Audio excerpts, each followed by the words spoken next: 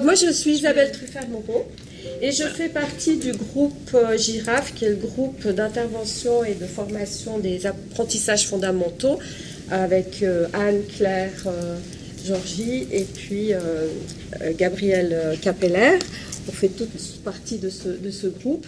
Et ce groupe tente depuis bientôt une vingtaine d'années de travailler justement sur comment accompagner les enfants qui entrent de la crèche, du système crèche au système scolaire. On s'inscrit donc dans un contexte où depuis quelques années on a harmonisé l'école et qu'on commence, donc moi je parle vraiment d'un système qui met les 4 ans et les 12 ans dans le même bain, à quelque part.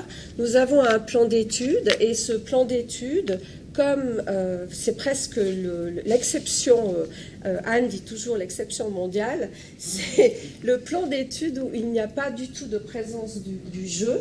Et c'est un plan d'études qui se décline en disciplines. Et les concepteurs de ce plan d'études étaient plutôt d'obédience du secondaire. Et j'étais lectrice externe de ce plan d'études quand il a été conçu. Et quand je faisais des retours en disant, mais enfin, on a affaire à des enfants de 4 ans, 5 ans, 6 ans, parce que ce que je vais vous présenter concerne les enfants entre 4 et 8 ans. Et je disais, mais il y a quelque chose qui manque, ça ne va pas, on est dans une coupure totale, ça ne va pas. Mais oui, on sait bien que c'est un petit peu différent les petits, mais on va faire quelque chose un peu moins que chez les grands et plus facile. C'est comme ça que ces personnes considéraient les choses.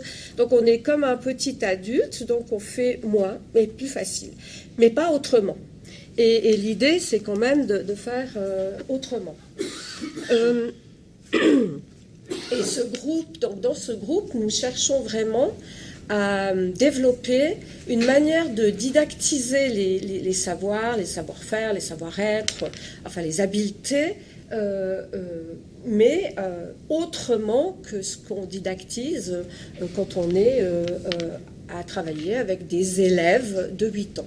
D'ailleurs, nous les appelons des enfants, et parfois on dit enfants, élèves en devenir.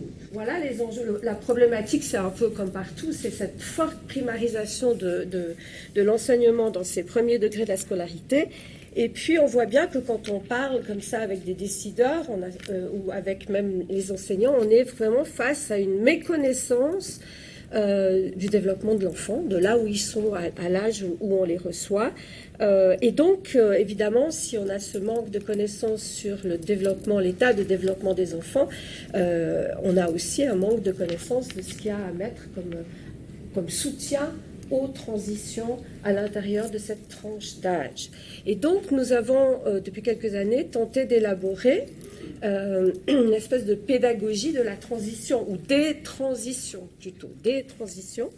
Et on voit bien que j'ai mis en orange ce qui nous tient vraiment à cœur, c'est vraiment mettre la perspective, être orienté toujours sur la perspective de l'enfant, le jeu de faire semblant, et puis le collectif.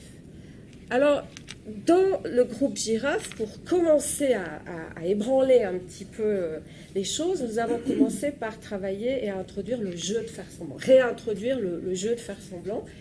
Et on va voir que, en ayant beaucoup travaillé sur le jeu de faire semblant, vous avez des enseignantes qui commencent à adopter cette modalité de travail. Mais on va voir d'autres écueils, à savoir, elles vont faire à un moment donné du jeu de faire semblant. Et puis, quand la période de jeu de faire semblant est terminée, elles vont recommencer à les mettre comme ça face à elles et à engager des séances d'enseignement-apprentissage comme on peut le faire plus tard, à 8 ans, quand on est vraiment, normalement, si le travail a été fait, un élève. Et c'est à la transition, pour essayer de travailler le lien entre ce jeu de faire semblant et l'activité qui suit l'apprentissage conscient et systématique, que le dispositif dont je vais vous parler se situe. Donc l'objectif de la recherche, qui est pour l'instant au niveau exploratoire, c'est vraiment de mettre à l'épreuve du terrain, à l'épreuve des réalités de la classe, les dispositifs que nous créons, parce que des fois ça vole haut et puis il faut qu'on remette les pieds par terre, et il n'y a pas mieux que d'aller dans les classes. C'est évidemment de documenter et de diffuser ces outils professionnels une fois qu'on les a mis à l'épreuve des classes. Et puis cette communication va se focaliser surtout sur comment, maintenant que cette réunion commence à être diffusée un peu sur le terrain, comment les enseignantes justement s'en emparent. Parce que vous allez voir qu'on voit déjà qu'elles ont tendance à rigidifier des fois les choses et à repartir. L'envie d'aller sur l'activité consciente, systématique avec les disciplines, elle est tellement ancrée, elle est quasi sédimentarisée. Tu appuies sur quoi là? D'accord. Et puis pour la formation, parce que comme on fait de la recherche, mais on fait aussi de la formation, bah c'est d'avoir du matériel, puisqu'on a été en relation avec les classes, pour soutenir ces changements de pratique que nécessite ce besoin de soutenir ces transitions. Et donc, la partie de ce que je vais vous présenter est plutôt focalisée sur la co-construction. On va essayer de co-construire ces outils. Jusque-là aussi, on a co-construit, et notamment cette réunion. Alors, je ne vais pas vous faire tout le topo. Ce que je veux vous dire, c'est que mon discours, il va être plutôt soutenu sur la notion disons que les concepts les plus opérateurs, là, ce sont le concept de collectif, de système. On a un point de vue systémique sur ces éléments-là. C'est aussi, évidemment, la perspective des enfants, et puis la zone proche de développement, qui est aussi prégnante dans ce que je peux vous dire. Tu peux aller plus loin. Donc, la réunion, c'est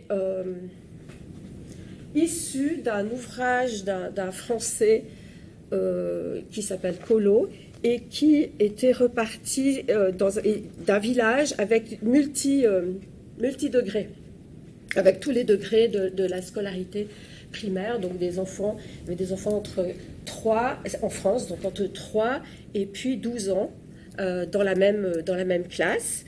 Et donc évidemment, l'opportunité d'avoir un levier comme l'hétérogénéité formidable. Et pour accentuer encore ça, il a proposé justement ce dispositif où ponctuellement il y avait des discussions autour de projets communs entre plusieurs tranches d'âge d'enfants. Et ça, c'est de là que nous avons pris ce concept de réunion, en le retravaillant, le remodélisant à la lumière de ces concepts du point de vue surtout de Vygotsky. Alors, la réunion, elle ne tombe pas justement comme ça. C'est bien un élément qui fait partie d'un système. Je vais y revenir à la slide prochaine. C'est un collectif d'apprentissage, mais initié cette fois par l'enfant, au contraire du jeu de faire semblant où on est plus dans quelque chose de initié, mais qui fait le lien. Il est structuré, donc ce moment de collectif est structuré par une discussion exploratoire. Et puis l'objet de la discussion est absolument et obligatoirement rattaché à quelque chose qui s'est passé lors du jeu de faire semblant. C'est ça ce qui la différencie déjà dans un premier point de l'autre activité d'enseignement-apprentissage classique. Donc c'est la rencontre de l'activité initiée par l'enseignante, la réunion, et le produit d'une activité initiée par les enfants. Donc cette réunion a comme visée de développer la transition justement entre les formes d'interaction qu'on actualise quand on joue, c'est-à-dire je suis par terre, je vais où je veux, je suis beaucoup plus libre, et une autre forme d'interaction où je dois, à l'idéal, être d'accord de m'engager aussi fortement que quand je joue à quelque chose qui m'est imposé par l'enseignante, qui, là, normalement, à l'idéal, ça se passe en fin à 8 ans, quoi, à partir de 7-8 ans. Et c'est parce que son but, c'est de les faire avancer, faire passer à l'activité directrice de développement, qui est la suivante, que ça devient, cette réunion, la manière dont on l'anime, la manière dont on discute avec les enfants, ce qu'on leur propose, ça devient les conditions d'une zone, ça devient une zone sociale de développement. À savoir, j'utilise, on va voir dans une autre slide, les fonctions psychiques qui sont développées par le jeu de faire semblant, mais je les entraîne donc avec mon aide en tant qu'enseignante, je les entraîne vers l'activité suivante qui, elle, développe des fonctions psychiques comme la conscience, la volonté, la mémoire consciente, etc., qui sont de l'autre âge. Donc, comme disait Vygotsky, je leur mets une tête au-dessus d'eux-mêmes. Ils vont plus loin, ils grandissent. Donc, c'est quelque chose qui est de l'ordre du développement. La réunion est vraiment un collectif où on travaille le développement. Donc, ce qui est proposé ici, c'est tout l'ensemble. C'est pour dire que la réunion, elle n'est pas toute seule. Elle fait partie de cet ensemble qui se structure de 5 composantes qui sont totalement interdépendantes l'une de l'autre, qui peuvent même être imbriquées l'une dans l'autre, et où on voit que le savoir et toutes sortes de savoirs. Quand je dis le savoir, c'est vraiment les habiletés, toutes sortes d'habiletés, ce n'est pas que les savoirs disciplinaires. Et ce savoir, c'est toujours notre point de mire, mais on peut, par exemple, se dire que à l'intérieur du jeu de faire semblant, on peut initier une réunion. À un moment donné, il y a quelque chose qui se passe, on peut initier une réunion. On peut l'initier avant le jeu de faire semblant ou après le jeu de faire semblant ou pendant. Ensuite, si on prend la composante qui est au sommet, usage autonome des savoirs, il est clair que quand les enfants jouent, ils font un usage autonome de certains savoirs qu'ils sont en train de s'approprier, ils le triturent, ils le déconstruisent, ils le reconstruisent, ils le partagent, etc., etc. Que, par exemple, à l'intérieur d'un jeu, on peut aussi tout d'un coup apporter des éléments qui seraient relatifs à de l'apprentissage conscient. Donc, il faut vraiment le lire, pas du tout d'une manière linéaire, mais d'une manière totalement systémique. Donc, les principales fonctions sont le détachement de l'expérience, se décentrer et développer une pensée réflexive. On voit que le jeu de faire semblant développe déjà ces choses-là, mais qu'on les amène progressivement sur verbaliser des savoirs, pour conscientiser ces savoirs, identifier aussi, faire usage et développer des habiletés, surtout d'apprendre ensemble, parce que c'est ce dont ils auront besoin pour être élèves. Mais une chose est extrêmement importante dans ce dispositif, c'est la manière dont l'enseignante dynamise et conduit la discussion. L'important, c'est d'être orienté sur la perspective des enfants. Et j'ai entendu l'autre jour, je ne sais plus qui c'est qui parlait de vulnérabilité. Moi, j'irais jusqu'à dire que ce moment de discussion, c'est une vulnérabilité partagée, parce qu'on ne sait jamais où on va quand on commence cette discussion en tant qu'enseignante. Un des rôles aussi importants pour conduire, c'est d'avoir une idée bien précise des savoirs qui sont importants dans ce qui est apporté là par les enfants à la discussion. Et c'est ce rôle de passeur aussi, qui est de guider les enfants au travers de ce passage entre « je suis en train de construire » et questionner ce que j'ai construit à la manière de l'école. Voilà, ce que j'ai commencé à faire, c'est de visionner 7 vidéos qui appartiennent à des expertes ou à des novices. Et j'ai simplement identifié les thèmes principaux ou ce sur quoi elles posent le focus.